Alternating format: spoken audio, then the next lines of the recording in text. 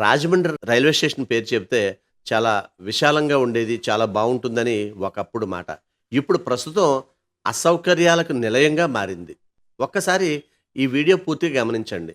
శనివారం వచ్చిందంటే చాలు వాడపల్లి శ్రీ వెంకటేశ్వర స్వామివారిని దర్శించడానికి వివిధ రైళ్లలో జనం వస్తూ ఉంటారు.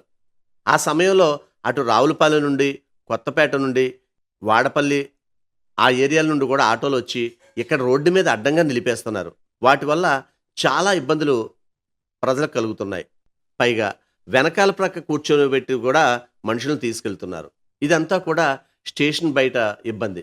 లోపలికి ఒక్కసారి చూడండి. ఇక్కడ పరిస్థితి ఎలా ఉందో. సుమారుగా వెహికల్స్ ఒక ప్రక్కన ఉన్నాయి. కొంచెం పర్వాలేదు.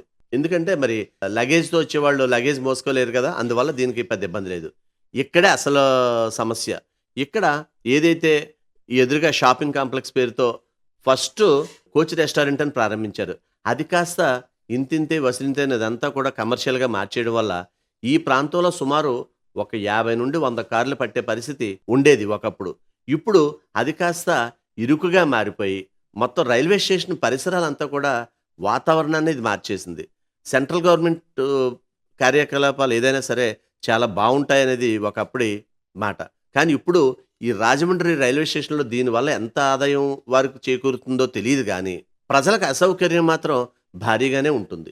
ఇదిగో చూడండి ఎక్కడ ఒక ప్రక్క ట్రాఫిక్ బోర్డ్స్ రోడ్డు మీదే ఆపేయాల్సొస్తుంది వెహికల్. ఇక్కడ ఎవరైనా అర్జెంట్‌గా వెళ్ళాల్సొస్తే ఎలా వెళ్తారు?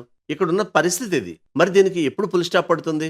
నూతన రైల్వే స్టేషన్ అభివృద్ధి చేస్తా ఉంటున్నారు. సుమారు 250 కోట్లతో. అప్పుడైనా సరే ఇలాంటి చిల్లర వ్యాపారాల్లో జోలికి పోకుండా ప్రాపర్‌గా ఉండాలని ప్రజలు కోరుకుంటున్నారు. ఎట్టి పరిస్థితుల్లోనూ కూడా రాజమండ్రికి ఉన్న ప్రాధాన్యత తగ్గకుండా చూసుకోవాలని ప్రజలు అభ్యర్థిస్తున్నారు.